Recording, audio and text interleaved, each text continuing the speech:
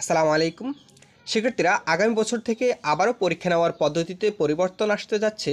বিশেষ করে তোমরা যারা অষ্টম ও নবম শ্রেণীতে পড়ো, এই বছর তোমাদের পরীক্ষা পদ্ধতি ভিন্ন হলেও আগামী বছর থেকে অর্থাৎ 2026 সাল থেকে সৃজনশীল পদ্ধতিতে তোমাদের পরীক্ষা অনুষ্ঠিত হবে। শিক্ষার্থীরা, এখন থেকে তোমাদের বার্ষিক পরীক্ষার সাজেশন, সিলেবাস, প্রশ্ন ও প্রশ্নের উত্তর সহ শিক্ষা সংক্রান্ত যাবতীয় তথ্য আনন্দ এডুকেশন এই চ্যানেলে পাবে। চ্যানেলের লিঙ্ক প্রথম কমেন্টে দেওয়া হয়েছে। প্লিজ শিক্ষার্থীরা, তোমরা এখনই চ্যানেলটি সাবস্ক্রাইব করে নাও। এখানে দেখো বলছে সৃজনশীল পদ্ধতিতে নেওয়া হবে 2026 খ্রিস্টাব্দের মাধ্যমিক ও সমমান পরীক্ষা। 2012 খ্রিস্টাব্দের শিক্ষাক্রম অনুযায়ী সংক্ষিপ্ত সিলেবাসে এই পরীক্ষা আয়োজন করা, অর্থাৎ 2026 সালে যে পরীক্ষাটি অনুষ্ঠিত হবে সেই পরীক্ষায় সংক্ষিপ্ত সিলেবাসে এই পরীক্ষাটি অনুষ্ঠিত হবে। এর পাশাপাশি তারা এখানে বলে পরীক্ষার সিলেবাস, প্রশ্ন কাঠামো সহ সংশ্লিষ্ট বিষয় শীঘ্রই প্রতিষ্ঠানগুলোতে পাঠিয়ে দেওয়া হবে। এর মধ্যে 2026 খ্রিস্টাব্দের মাধ্যমিক পরীক্ষা নিয়ে যে ধোঁয়াশা তৈরি হয়েছিল তা নিরসন হলো। এখানে এর আগে আগামী নভেম্বর ও ডিসেম্বর স্কুলগুলোতে অনুষ্ঠিত বার্ষিক পরীক্ষাগুলোতে একই পদ্ধতিতে হবে। সংশ্লিষ্ট সূত্রে এসব তথ্য জানা গেছে।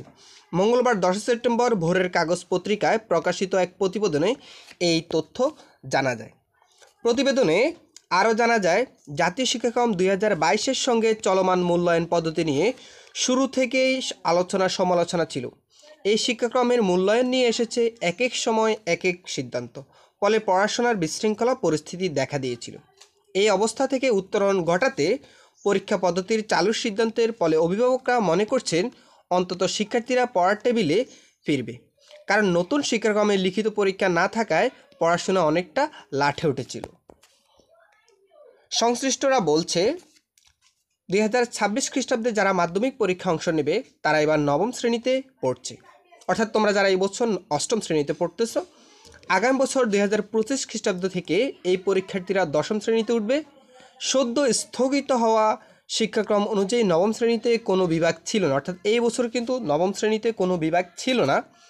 দশম শ্রেণীতে ওঠার পর নতুন শিক্ষাক্রমে পাঠ্য বই পড়ে পরীক্ষা দেওয়ার কথা ছিল, অর্থাৎ যে কারিকুলাম ছিল এই কারিকুলামে পরীক্ষা দেওয়ার কথা ছিল। কিন্তু অন্তর্বর্তীকালীন সরকার দায়িত্ব নিয়ে 22 খ্রিস্টাব্দের শিক্ষাক্রম স্থগিত করে দেওয়া হলো, অর্থাৎ 22 সালে যে শিক্ষাক্রম রচিত হয়েছিল সেই শিক্ষাক্রম স্থগিত করে দেওয়া হয়েছে। 2012 শিক্ষাক্রম অনুযায়ী মূল্যায়নের ঘোষণা দেওয়া, অর্থাৎ 2012 সালের প্রণীত শিক্ষাক্রম অনুযায়ী তোমাদের মূল্যায়ন হবে। এরপরে ফলে নতুন শিক্ষাক্রমের পাঠ্য বইকে পরিমার্জন করে সেই বইগুলো আবারও সংশোধন করে মূল্যায়ন ব্যবস্থা ফিরিয়ে আনার কাজ চলছে। অর্থাৎ যারা অষ্টম শ্রেণীতে রয়েছে তাদের ক্ষেত্রে সৃজনশীল সরাসরি হচ্ছে না, তাদের ক্ষেত্রে আবারও পরিবর্তন আনতে যাচ্ছে। অর্থাৎ তোমরা যারা অষ্টম শ্রেণীতে রয়েছে তোমরা 27 সালে গিয়ে পরীক্ষা অংশগ্রহণ করবে। আগামী বছর দশম শ্রেণীর শিক্ষার্থীরা যেই বিভাগ অর্থাৎ যে বিভাগগুলো পাবে সেক্ষেত্রে বিজ্ঞান বিভাগ, মানবিক বিভাগ এবং বাণিজ্য এই বিভাগ নিয়ে পড়তে হবে। বিভাগে ভর্তি পরিমার্জিত পাঠ্য বই, অর্থাৎ যেই নতুন করে যে বইগুলো দেওয়া হবে সেই পরিমার্জিত পাঠ্য বইয়ে মাধ্যমিক পরীক্ষার প্রস্তুতি নিতে হবে। শিক্ষার্থীরা, এই ছিল তোমাদের শিক্ষা সংক্রান্ত সর্বশেষ আপডেট তথ্য। তোমাদের কোনো কিছু জানার থাকলে অবশ্যই কমেন্ট করে জানাতে পারো। আর যারা এই চ্যানেল নতুন অবশ্যই চ্যানেলটি সাবস্ক্রাইব করে সাথে থাকিও। ভিডিওতে অবশ্যই একটা লাইক করে দিও। ধন্যবাদ সবাইকে।